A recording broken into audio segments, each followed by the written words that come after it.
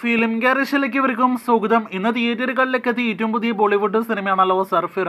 അക്ഷയ് കുമാർ നായകനെ എത്തിയ സിനിമ സൂര്യയുടെ 2020 റിലീസ് ചെയ്ത സുർറൈ പോട്രു എന്ന സിനിമയുടെ ഹിന്ദി റീമേക്കാണ്. സുധാ കൊങ്കര തന്നെയാണ് ചിത്രം സംവിധാനം ചെയ്തിരിക്കുന്നത്. സൂര്യയും ജ്യോതികയും കൂടി നിർമ്മാണ പങ്കാളിയിൽ ഭാഗമായ അക്ഷയ് കുമാർ നായകനെ എത്തിയ സർഫിറ എന്ന സിനിമയുടെ ആദ്യ പ്രതികരണങ്ങൾ പുറത്തു വന്നിരിക്കുകയാണ്. അത് പ്രകാരം സൂര്യ ഉൾപ്പെടെയുള്ള സിനിമയുടെ അണിയറ പ്രവർത്തകർ പങ്കെടുത്ത പ്രിവ്യൂ ഷോ റിപ്പോർട്ട് ശരിവയ്ക്കുന്ന രീതിയിലുള്ള റെഗുലർ ഷോ അഭിപ്രായങ്ങളാണ് സിനിമ നേടിയെടുത്തിരിക്കുന്നത്.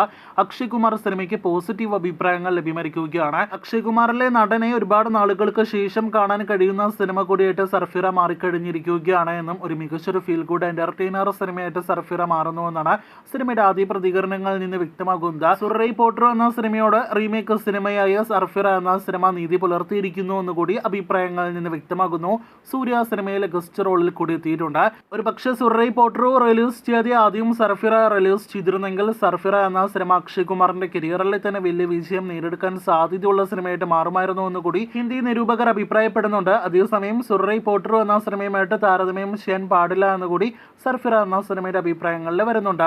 എന്തായാലും അക്ഷയ് കുമാറിനെ സംബന്ധിച്ച് ഈ സിനിമ ബോക്സ് ഓഫീസിൽ എത്രത്തോളം വിജയമാകുമെന്നാണ് നാം ഉറ്റുനോക്കുന്നത്. നിലവിൽ പ്രീസെയിൽ കളക്ഷൻ ഒന്നും തന്നെ മികച്ചു നിൽക്കുന്നില്ല. ഒപ്പം തന്നെ സുർറൈ പോട്രുവിന്റെ ഹിന്ദി ഡബെല്ലാം തന്നെ ഹിന്ദിയിൽ വലിയ തരംഗമായതാണ് വർഷങ്ങൾക്ക് മുന്നേ. ഒപ്പം അക്ഷയ് കുമാറിന്റെ സമീപകാല ബോക്സ് ഓഫീസ് പവറെല്ലാം തന്നെ നമുക്ക് അറിവുള്ളതാണല്ലോ. എന്തായാലും ആകെ മൊത്തത്തിൽ നാം നോക്കുന്നത് സിനിമയുടെ ബോക്സ് ഓഫീസിലേക്കാണ്.